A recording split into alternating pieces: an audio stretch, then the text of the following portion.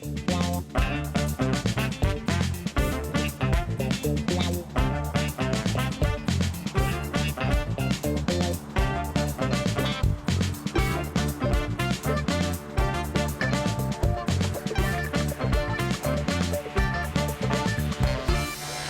¿cómo están? Bienvenidos a Los Juanes. Qué rico encontrarnos con todos ustedes todos los viernes a las 7 de la noche.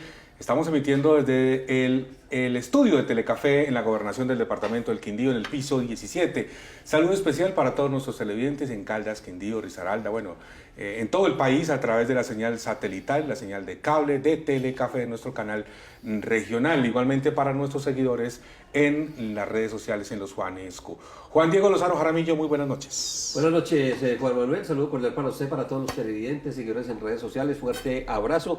Bienvenidos. Vamos hoy a hacer tertulia porque este programa es muy versátil y permite pues el formato que hagamos semanalmente análisis, controversia, pero también sentarnos a hablar con personajes de la vida nacional como nuestro invitado de hoy para entrar en materia, mi querido Juan Manuel. Sí, señor, tenemos al senador de la República, Jorge Enrique Robledo, catalogado varias veces, varios años como el mejor senador de Colombia por sus mismos colegas allá en el Congreso de la República, a quien le damos la más cordial bienvenida. Senador, gracias por estar con nosotros, muy amable. A ustedes, a los Juanes, mis agradecimientos por su hospitalidad, a todos quienes nos siguen, mil gracias. Allá sus exalumnos de la Universidad de Caldas, allá en Manizales. Sí, de la universidad y sobre todo de la Nacional. De la Nacional. En arquitectura, sí. Bueno, y de toda la región. Ustedes saben que yo juego aquí de local en toda esta zona del eje cafetero. Claro, yo le iba a decir ya que en mis inicios del periodismo me tocó entrevistar a Jorge Enrique Robledo, pero era como dirigente de Dignidad, Unidad Cafetera. De Unidad Cafetera, sí. Y de ahí fue el salto suyo a congresista, ¿no? Sí, contemos esa historia que además tiene en el Quindío, lo he estado contando, una particularidad. Yo termino de congresista por mis luchas cafeteras.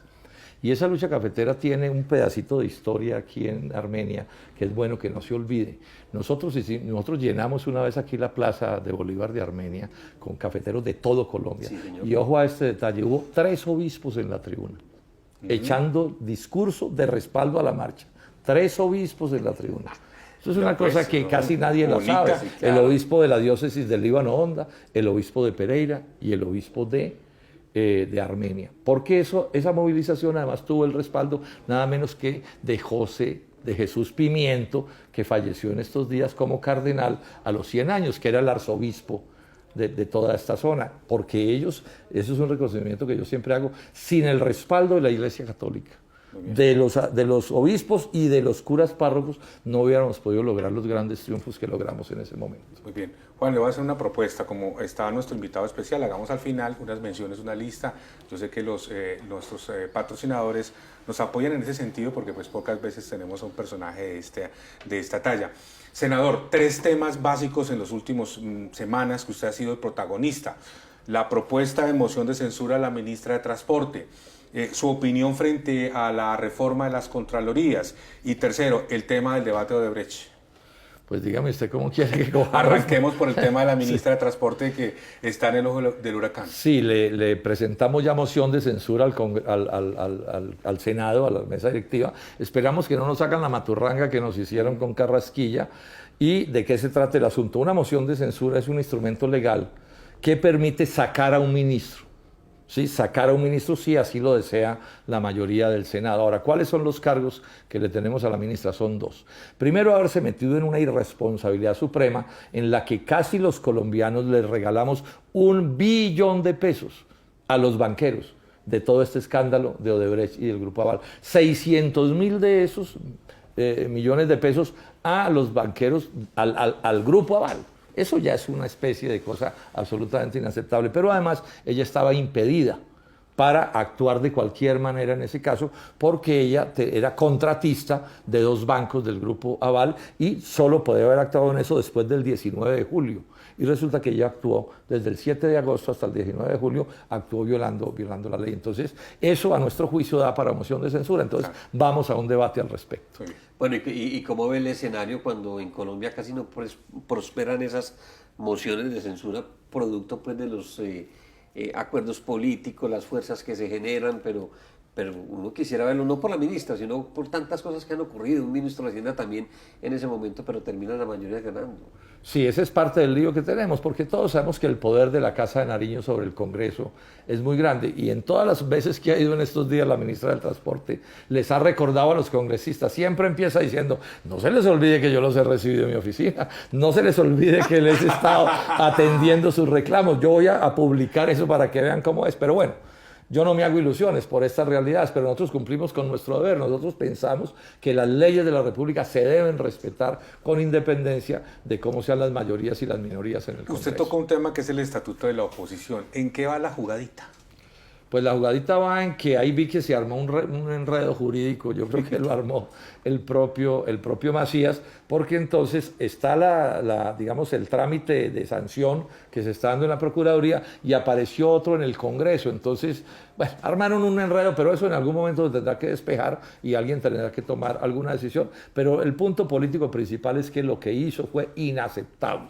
No se puede hablar de democracia en un país si a la oposición no se les respetan sus derechos. El día en que nosotros seamos gobierno, ese día les vamos a respetar a ellos si son la oposición, como las cosas deben ser. Pero desde luego la infracción disciplinaria, pero lo más grave es que los colombianos nos dimos cuenta, que es, digamos que eso ocurre, usted lo sabe en el Congreso, pero que hubiera sido tan evidente, esa es la parte que nos molesta.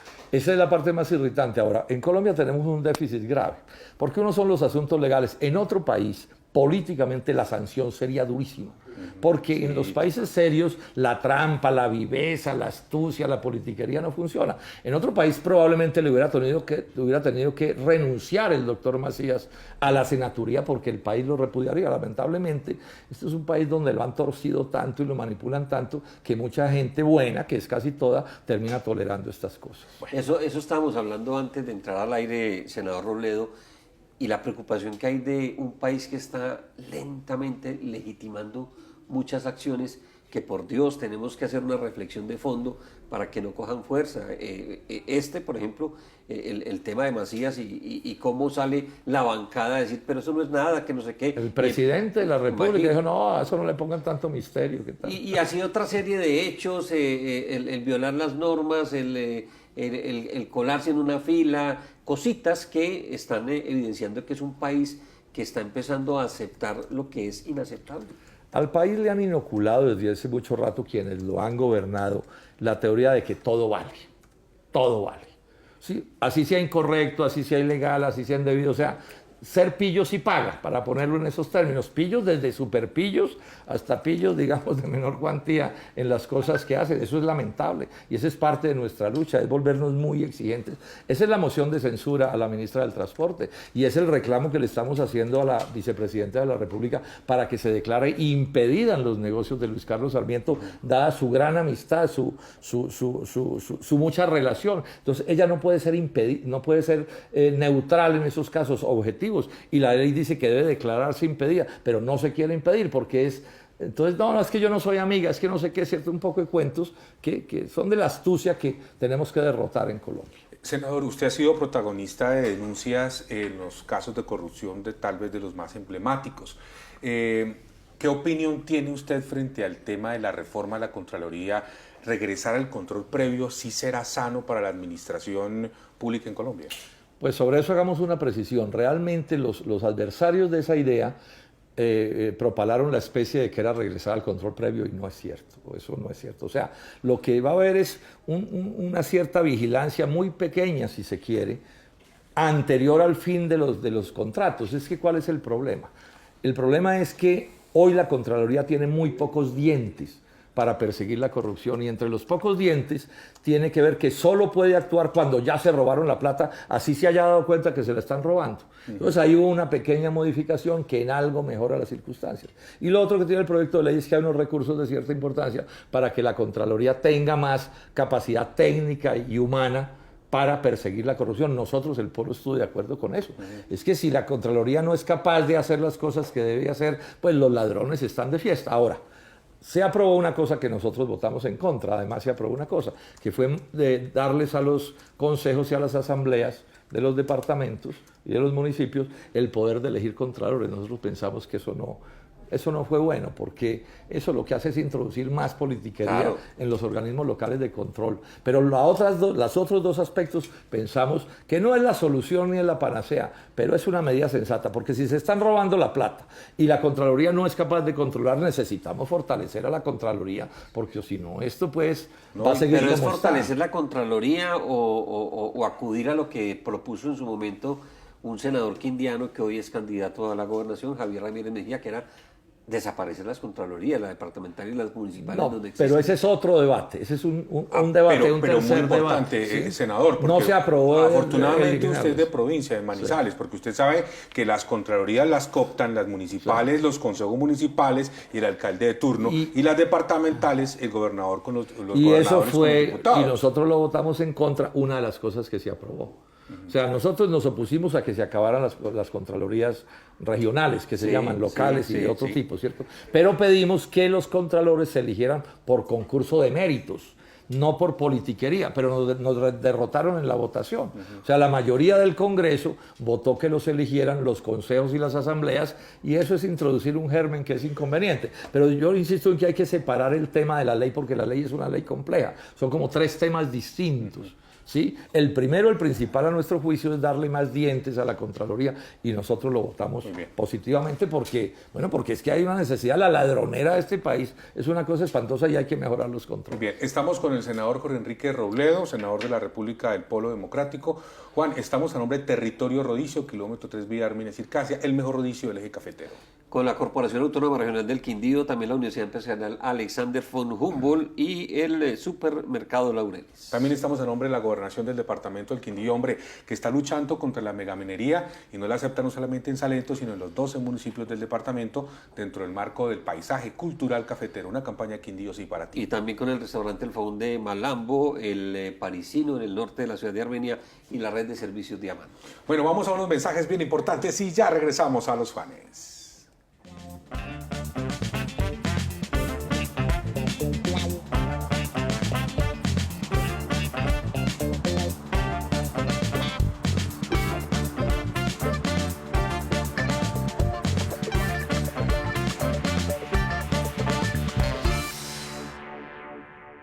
Muy bien, regresamos para la segunda parte de Los Juanes. Estamos a nombre de Facilísimo, más de 300 puntos de venta en el departamento del Quindío.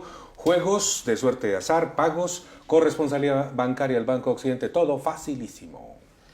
Muy bien, yo sí quisiera que, pues tenemos que ser muy cuidadosos en el manejo de temas electorales, pero sí quisiera que el senador Jorge Enrique Robledo nos dejara especialmente a los quindianos, porque lo voy a decir con mucho dolor, porque de los 3 departamentos de esta bella región es el que está más quedado en materia de lucha contra la corrupción.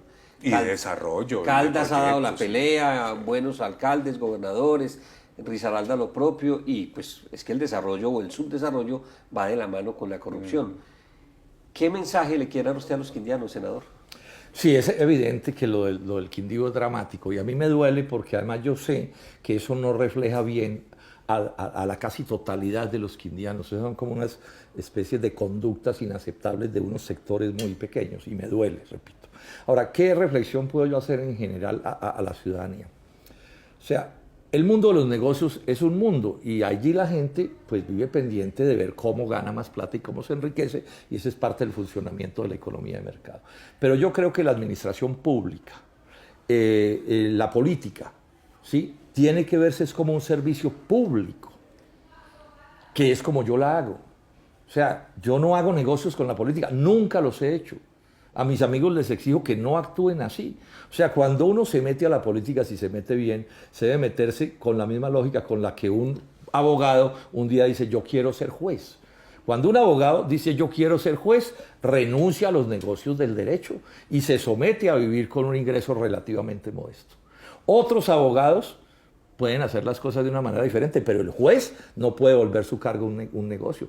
O un profesor, para poner otro caso, o un militar o un policía. Bueno, lo mismo debe ser la política. Entonces mi llamado a la ciudadanía del Quindío es a que le eche ojo a eso. Cualquiera que convierta la política en un negocio está haciéndole un daño descomunal. Y le digo a los jóvenes, particularmente, si les gusta mucho la plata y ser ricos y todo, y no es un crimen, a uno le puede gustar eso como el fin de su vida, no se meta a la política. Vaya y vuelva a ser rico en otra cosa. No sé, hay tantas cosas en las que la gente se puede enriquecer sin hacer daño. Incluso me lo interrumpo, le comparto una anécdota. Cuando fui docente de una universidad aquí, me hablaban los alumnos míos de otra carrera que yo no daba, pero me decían, profe, ¿sabe el caso de ese muchacho que estudia Derecho? Y ya iba en octavo semestre y diciendo que estudiaba Derecho porque quería ser concejal, porque el concejal se llenaba de plata. Por eso, entonces, ese tipo de personas deben ser aislados de la política. O sea, aislados, ¿qué quiere decir? Derrotados políticamente. Pero entonces los electores tienen que ponerle ojo a eso, porque lamentablemente aquí ya sucede mucho en política, que no es que se corrompan cuando llegan al poder, sino que llegaron corruptos al poder. O sea, que hay gente que llega a robar. Sí, aquí hay organizaciones políticas que son esas asociaciones para delinquir y se disfrazan de políticos o de alcaldes o de gobernadores o de concejales o lo que sea. Este es un tema que es clave. La política tomada en serio exige una cierta renuncia a ciertas condiciones, como la docencia. Yo fui profesor, es el otro puesto que yo he tenido en mi vida, profesor toda la vida. Bueno, tuve que aprender a vivir con el modesto ingreso de un profesor universitario. No me iba a poner a vender los exámenes, ni las calificaciones, ni nada. Entonces, al que no le guste eso, entonces, arquitecto que quiera ser boyante económicamente, pues no se meta de profesor, sí, porque no está en lo que debe estar. Bueno, senador, el otro tema que no lo podemos dejar pasar por alto, estando usted acá en Los Juanes, es el tema cafetero. Usted ha sido dirigente cafetero, pues no de la federación, sino del otro lado, es decir, de los cultivadores, de los campesinos. Y este tema del precio internacional, del precio interno, tiene realmente contra las cuerdas. Es decir, no hay una actividad, digamos que más difícil de sacar adelante agrícolamente que el café, siendo una de las más competitivas a nivel internacional. Sí, la situación del café es dramática y particularmente en el Quindío. Ahora mirábamos con alguien y cómo la reducción del área sembrada es inmensa. De 60 a 20 mil hectáreas. Y la pobreza genera corrupción. Eso está demostrado en todos los estudios. Entonces, parte del drama del Quindío es que la economía no le está funcionando, ninguna de sus economías. ¿Cuál es el caso del café? En la base de la crisis del café hay una cosa que es muy simple. Las transnacionales que controlan los precios a escala global están haciendo lo que se les da la gana con los precios. Y los gobiernos del mundo, no solo los de Colombia, sino los de los otros países cafeteros, no se ponen en una actitud que deberían ponerse, que es reclamar globalmente una situación distinta. Recordemos que aquí hubo un pacto internacional del café. Sí. Aquí hubo un tiempo, que fue cuando les fue bien a los cafeteros, que el precio no era el que se les diera la gana a las transnacionales, sino de otra cosa. Primer tema es. Segundo tema, los costos de producción son muy altos, porque el Estado colombiano no controla los costos. Entonces, cuando el cafetero va, los insumos, los combustibles, la electricidad, etcétera, todo eso es muy caro. Entonces, lo vuelve menos competitivo. Y el Estado no respalda como debería, y ese es nuestro punto de vista, que es el mismo punto de las dignidades cafeteras, que debe el Estado estar pendiente de esto. Pero realmente el doctor Duque habló mucho de este asunto en la campaña electoral y no ha actuado en consecuencia. Ahora, también digamos una cosa, como ha subido un poco el dólar, pues digamos que hay un tiempo un poquito mejor, pero la crisis está ahí, es gravísima, y esto puede terminar en problemas sociales y económicos extremadamente complicados. Y hoy justamente hay noticia cafetera aquí en el departamento del Quindío por cuenta de el relanzamiento del Centro de Investigación en el municipio de Pueblo Tapado, del Comité Departamental El Agrado. Pues yo he sido uno de los críticos del tema cafetero y también de la dirigencia cafetera quindiana. Y esto de hoy, bienvenido, pero esto de hoy creo que hace 10 años, 15 años deberíamos estarlo haciendo, porque otras regiones ya han demostrado que a través del cooperativismo, sin corrupción, con unión, trabajo en equipo, se puede un poco mitigar. Suroeste antioqueño, por ejemplo, sí. Me parece que están dando un buen ejemplo. Entonces, creo que también aquí la clase dirigente tiene que renovarse un poco y cambiar la mentalidad. Yo creo que sí, hay que trabajar en todos los sentidos, pero hay unos problemas macro que son realmente mortales. Es que del precio final de un europeo a una taza de café, lo que le llega al productor es, sí, no recuerdo cuál es la cifra, pero es pues, casi que microscópica. Entonces, y las ganancias allá son astronómicas. Es más, por ejemplo, en Alemania recibe más el Estado alemán por los impuestos que le pone al café que lo que se le paga a los países productores. Es tan barato el café al precio al que lo vendemos que lo pueden sobrecargar de impuestos allá y la gente de todos modos lo sigue consumiendo, pero la plata que paga la gente no le llega al país cafetero, al productor cafetero, sino al Estado alemán, para poner un ejemplo, y lo mismo podría decir de otros países. Muy bien, Juan, también estamos a nombre de la Cámara de Comercio de Armenia y del Quindío, que está adelantando la promoción de una nueva feria, Feria Eje Hogar y Vivienda. Pronto tendremos esta feria del 8 al 11 de noviembre en el Centro Metropolitano de Convenciones. Organiza la Cámara de Comercio de Armenia y del Quindío. ¿Qué más tiene usted ahí? Yo estoy listo ya. Red de Servicios Diamantes, ¿no la tiene por ahí? Sí, señor, ya. Muy bien. Y finalmente tenemos a American Schoolway, la mejor academia de inglés del país. Profesores nativos, máximo 6 alumnos. Ingrese ya a www.americanschoolway.edu.co. Se me está quedando Mr. Pompi, sí, señor. Mr. Pompi en Armenia, Pereira y Manizales. Que por favor, 2 presas. Senador, finalmente, el mensaje entonces para los electores el próximo 27 de octubre, no vamos a nombrar candidatos, pero digamos, ¿qué es lo que hay que hacer? Porque, por ejemplo, se está promoviendo ahorita el voto en blanco, está en segundo lugar en las encuestas. ¿El voto en blanco realmente cree usted que llegue a prosperar en una ciudad como esta o también le ayuda a las maquinarias? No conozco los detalles realmente, pero podría terminar ayudándole a las maquinarias, porque lo cierto es que los electores de las maquinarias no votan en blanco nunca. Es más, si uno de ellos decide votar en blanco, entonces se compran a otro y se acabó el asunto, o sea que eso en general no funciona. Pero no conozco los detalles. En ciertas circunstancias puede valer la pena, pero realmente no conozco los detalles. Ahora, ¿qué decirle yo a los quindianos? Que se entienda que lo que se decide el 27 de octubre es muy importante. Mucha gente no entiende la importancia. Por ejemplo, mucha gente dice, no, yo no me meto en política, que hagan lo que se les dé la gana. Y uno puede no meterse en política, mi querido habitante del Quindío, pero la política sí se mete con uno. O sea, uno aquí no vive, nadie vive en una burbuja de cristal. O sea, la política tiene que ver con el empleo, con la salud, con la educación, con el café, con los negocios, con todo. Entonces, mi primer llamado es en ese sentido. Segundo, voto a conciencia. Vote por el que quiera, pero que sea conciencia. Tercero, el que paga o regala para llegar, llega a robar.